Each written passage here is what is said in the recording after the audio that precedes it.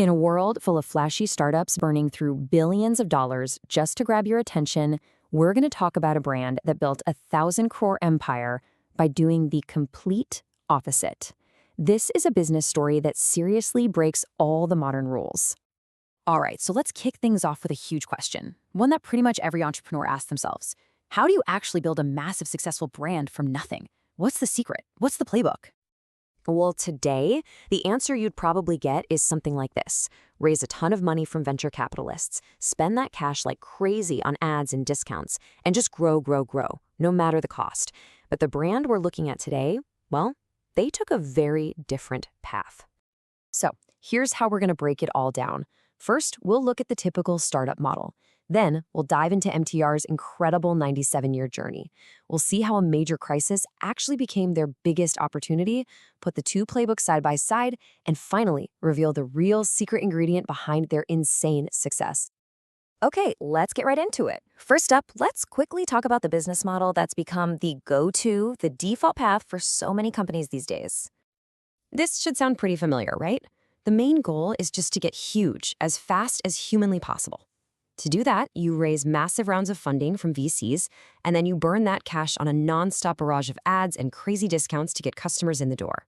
The brand itself is basically created overnight with a huge marketing blitz. Okay, now let's meet the brand that just ignored all of that. A 97-year-old company that is a total anomaly in today's business world. You know, if you've ever opened a packet of MTR's food, you know exactly what this means. That smell, it's not from some focus group or a marketing campaign. It's the real deal. It's the smell of a promise that's been kept for almost 100 years. And that is the absolute core of Mavali Tiffin Rooms, or MTR. Way back in 1924, when the Maya brothers opened their little restaurant, they were obsessed with three things, and I mean obsessed. First, purity. They would only use the absolute best ingredients, no exceptions. Second, hygiene. Their standards for cleanliness were so high, they literally became a local legend. And finally, authenticity. They treated their family recipes like they were sacred. That's it. That was the entire business plan. So, how on earth does a single beloved restaurant in Bangalore become a national packaged foods giant? Well, it wasn't some grand 10-year plan. It was actually born out of a major national crisis. Now here's the thing. MTR was already a pro at innovating in tough times, long before their big pivot. During World War II, there was a rice shortage. So what did they do? They invented the now iconic rava idli, using semolina instead. But their biggest test, the one that changed everything, came in 1975, during the Indian emergency. At that time, the government put strict price controls in place, which meant MTR couldn't sell their food without either lowering their quality or losing money, and they refused to do either. Faced with shutting down, the family had this incredibly simple but revolutionary idea. And their move was just brilliant. They closed the restaurant for a while, but instead of just waiting it out, they decided to package their secret recipes into mixes and sell them in stores.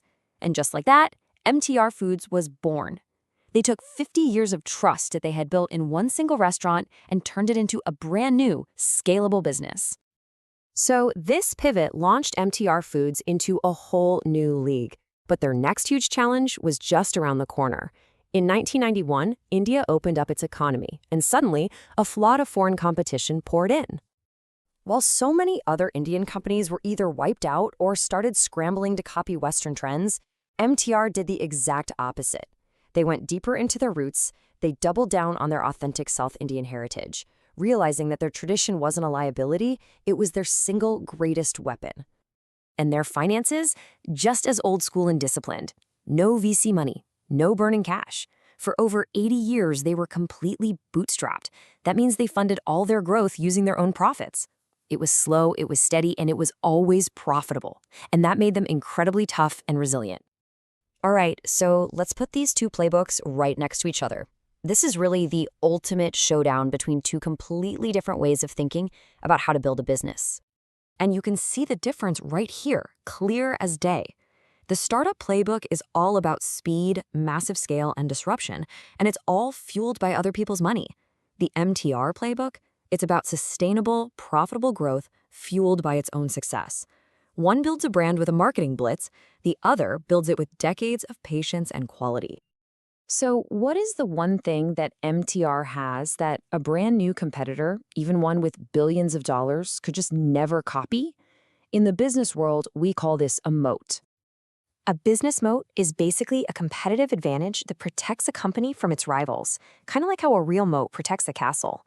It could be a patent, a famous brand name, or in MTR's case, something even more powerful.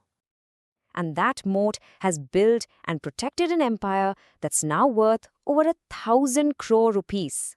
I mean, that is just a mind-blowing number for a company that started as one single tiffin room. And let's be clear, this value wasn't created with VC funding or a viral app or some clever marketing trick. It was built by patiently, painstakingly perfecting one powerful secret ingredient for almost a century. And that ingredient is trust. That's it. MTR's moat, its most powerful, uncopyable asset, is the deep, unwavering trust that they earn from generations of customers. You just can't buy 97 years of trust. You can't speed it up. You can only earn it one day and one good decision at a time.